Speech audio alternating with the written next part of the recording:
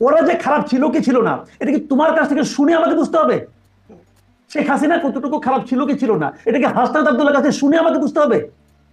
হাসনাত আব্দুল্লাহ যখন শেখ হাসিনার প্রশংসা করতেন, সার্জিৎ যখন শেখ হাসিনার প্রশংসায় মানে মুখ দিয়ে থুতু ছিটাইতেন, তখন আমি মাসুদ কামালকে শেখ হাসিনার সমালোচনা করতাম।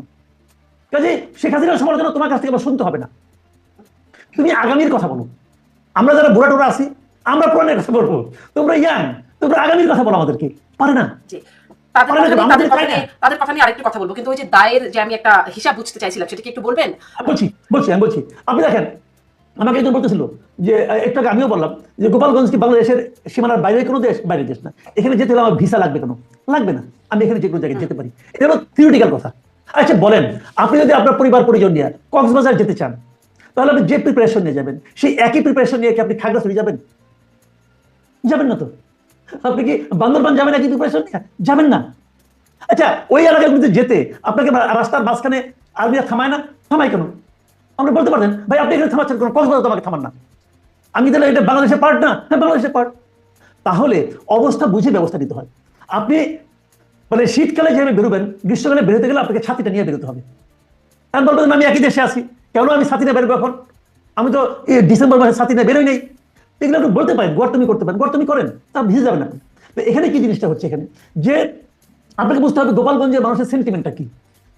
গোপালগঞ্জের এখন যারা জীবিত মানুষ আছে, যত জীবিত মানুষ গোপালগঞ্জের আছে, তারা জন্ম হওয়ার পরের থেকে আজকে পর্যন্ত বঙ্গবন্ধুকে কিভাবে দেখে, সেভাবে দেখার ক্ষমতা কি আপনাদের আছে? তাও তো নাই। এখন জায়গা ভেদে কেন দুই কারণ হয়, আরেকটা এক্সাম্পল দিই আপনাকে। দেখেন কিছু স্টুডেন্ট যে জাতীয় পার্টির যে কেন্দ্রীয় অফিস ঢাকায় কাকড়া যেটা আছে, আগুন দিয়ে পুড়িয়ে দিল, কিন্তু আপনি খেয়াল আছে? আগুন দিয়ে পুড়িয়ে দিল, কিছু হয়েছে?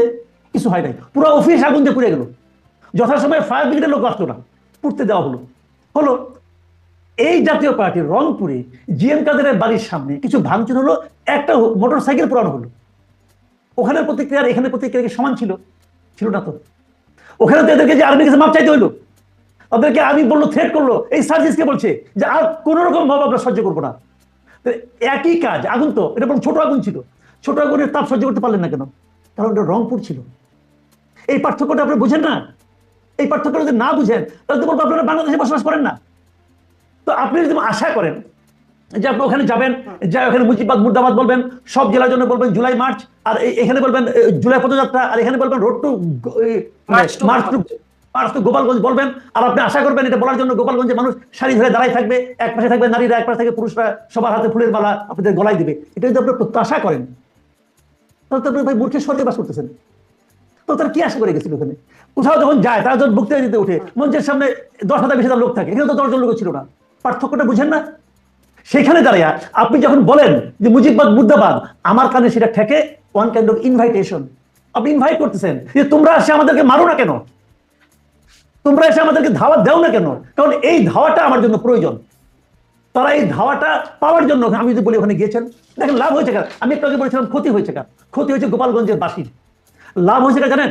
লাভ হয়েছে দুইটা গোষ্ঠীর। একটা গোষ্ঠী হলো আওয়ামী লীগের যে সমস্ত করাপ্ট লিডার দেশের বাইরে অবস্থান করছেন বিপুল অর্থ নিয়ে, নানাভাবে অর্থ নিয়ে বাইরে এখন তারা অবস্থান করছে, আরামে এসে দিন কাটাচ্ছেন, তাদের লাভ হয়েছে। তারা ওখানে বসে গোফে তেল দিচ্ছে, এই তো আমাদের যাওয়ার সময় হলো বলে গোপালগঞ্জ থেকে প্রতিরোধের এই শুরু হলো, সারা দেশে এটা এখন হবে, তারা এগুলো ভাবছে এবং পরস্পরের গা চুলকাচ্ছে, এই দেখছো কি আনন্দ, কি আনন্দ। ওদের লাভ হয়েছে, ওখানে বসে ফেসবুকে স্ট্যাটাস দিচ্ছে, আরে ভাই এখানে চুরি করে গেছে, চুরি করে, তুই কি চোর বেটা, তুই এখান থেকে বসে বসে এখানে আমাদেরকে জ্ঞান দিয়ে আসছে আওয়ামী লীগকে কি করতে হবে, তোর কথা অনুযায়ী আমরা চলবো নাকি? এদের লাভ হয়েছে। আর লাভ হয়েছে কার? যারা বাংলাদেশে নির্বাচনটাকে বিলম্বিত করতে চায়, যারা বাংলাদেশের নির্বাচনকে পিছিয়ে দিতে চায়, তাদের লাভ হয়েছে।